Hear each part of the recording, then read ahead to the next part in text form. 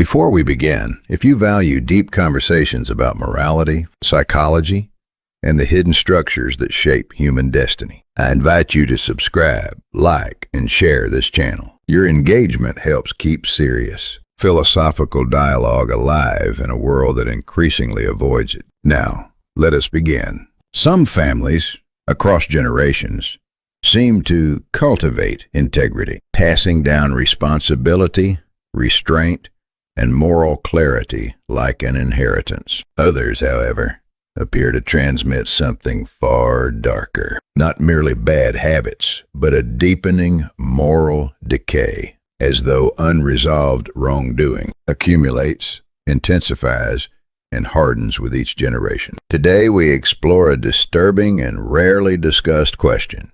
Can evil itself be inherited? And if so, how does moral consequence actually move through time? To examine this, we turn to an unexpected but remarkably precise framework, Tibetan Buddhism's concept of Bardo, and what it describes as immediate karmic consequence. In Western thought, moral judgment is often deferred to courts, to history, or to an imagined final reckoning. We assume that consequences arrive later, elsewhere, or not at all. But the Tibetan tradition asks something far more unsettling. When wrongdoing is repeated across generations, does karma really wait patiently for the afterlife? Or does it begin its work immediately, within the human mind itself? This question has occupied ethicists, theologians, and philosophers for centuries. Yet few systems articulate the mechanics of moral consequence as rigorously as the Bardo Thodol,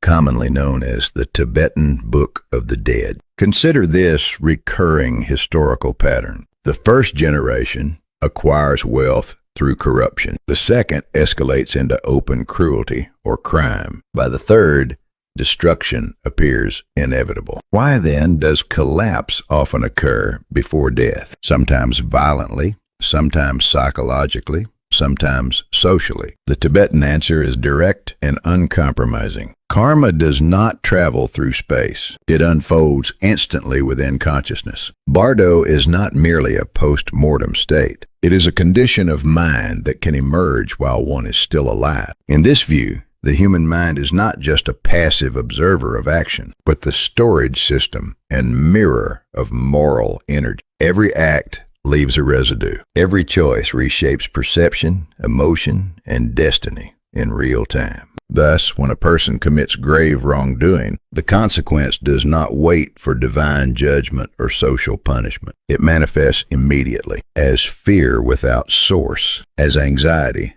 without relief, as fractured relationship, as isolation, illness, or inner emptiness. What looks like external misfortune, Bardo interprets as internal moral feedback. This is not mysticism in the naive sense. It is a radical psychology of responsibility, one that insists the mind itself becomes the courtroom. And this brings us to the central tension we must confront next. What about those who feel no guilt at all? That question will lead us directly to the most unsettling insight of all. That emotional numbness is not freedom from punishment, but the earliest sign that judgment has already begun. And with that, we move into the core of today's discussion. The return of action.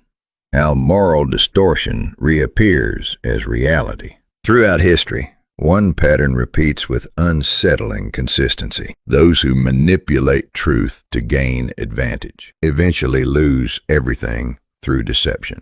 Those who betray loyalty for power later become disposable. Those who fracture trust at home discover alienation, waiting for them in old age. This is not superstition. It is not divine punishment descending from the sky. It is something far more intimate and far more inescapable. It is the mind encountering itself. Let us begin with betrayal. A person accumulates wealth through fraudulent contracts and manipulated profits. On the surface, success appears stable, but eventually, a trusted partner turns against them and everything collapses. This is not coincidence. It is the inversion of the same moral pattern. Those who normalize deception unknowingly teach their own mind that trust is a fiction. Once trust collapses internally, the external world reorganizes accordingly. In Tibetan Bardo philosophy, this is called the reversal of karma. The one who deceives becomes the deceived. Western psychology reaches a parallel conclusion through a different vocabulary. When a person repeatedly violates trust, they internalize suspicion as a worldview. Eventually, they perceive others as threats, competitors, or enemies, and they behave accordingly. The world did not turn hostile. Their perception did. The same logic governs political betrayal. A figure who abandons allies for short-term power often believes themselves strategic, but when power shifts, as it always does, they find themselves isolated, expendable, and sacrificed without hesitation. Why? Because loyalty was never a value, only a tool, and tools are discarded. Bardo philosophy expresses this with brutal clarity. Karma returns through the most familiar channels. One who weaponizes betrayal builds a world where betrayal is normal. When the cycle completes, they simply meet the environment they helped create. The pattern repeats within families. A parent who betrays trust through manipulation, emotional neglect, or self-interest may not face immediate consequences, but years later, they encounter something colder than anger: their children's indifference. From a psychological perspective, this is attachment collapse. From the Bardo perspective, it is karma reflected through the nearest mirror. Family is not merely a social unit. It is the deepest karmic circuit. In Tibetan thought, family members are mirrors for one another's unresolved patterns. Trust broken within that space does not disappear.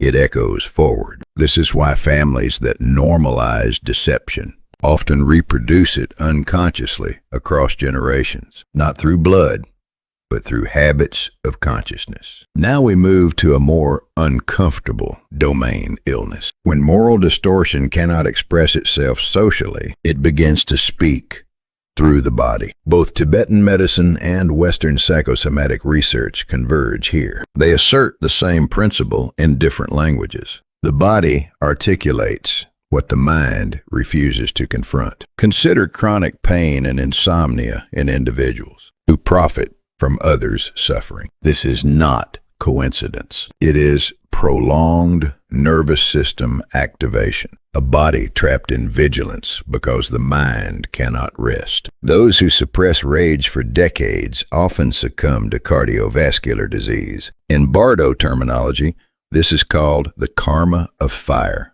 Anger stored until it consumes the system. Those who steal through deception frequently develop digestive disorders. The symbolism is precise. What was taken unjustly returns as suffering in consumption. Those who control others obsessively often lose control of their own bodies through neurological disorders or tremors. Those who live behind lies sometimes develop skin conditions that alter their appearance. The psyche can no longer hide what the body reveals. These are not punishments imposed by a god. They are the language of imbalance. Evil is not merely a moral failure. It is a toxic internal condition that eventually demands expression. Now we arrive at family conflict as karmic return. Family discord is rarely just interpersonal failure. It is intergenerational transmission of unresolved patterns. Parents who lie for advantage often raise children who distrust authority. Parents who rule through fear often face abandonment in old age. Families that exploit one another for status often collapse publicly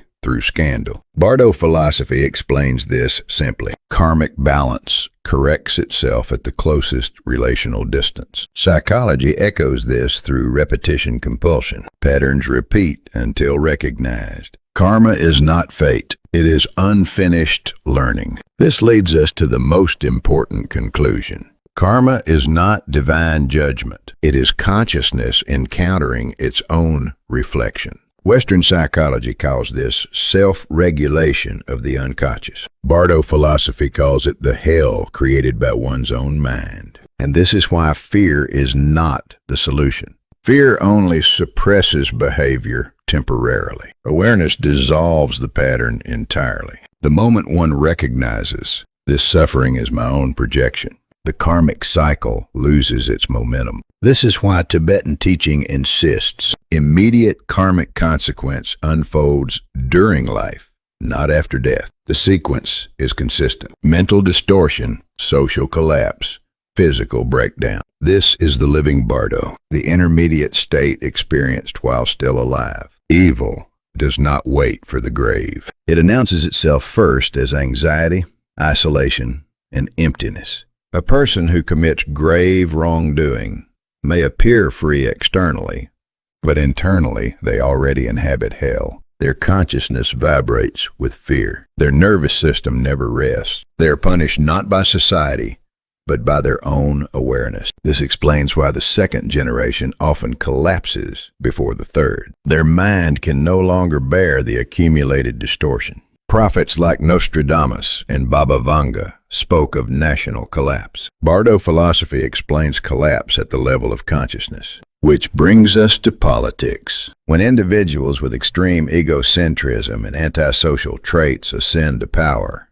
the state begins to mirror their psyche. Venezuela demonstrates this with tragic clarity. Leadership that prioritized loyalty over truth dismantled institutions. The judiciary became a tool. The military became a personal shield. The press became an enemy. The result was predictable. Economic collapse, mass migration, democratic decay. Brazil offers a different variation of the same pathology. Not ideology, but personality cult and polarization. Science dismissed. Institutions attacked. Responsibility reframed as persecution. The nation fractured into tribes. History teaches a harsh rule. When leadership amplifies division rather than resolving it, the nation regresses. Three outcomes always follow. Truth is replaced by loyalty. Democracy survives only as procedure. Society polarizes beyond repair. Personality flaws are tolerable in private life. At the level of national power,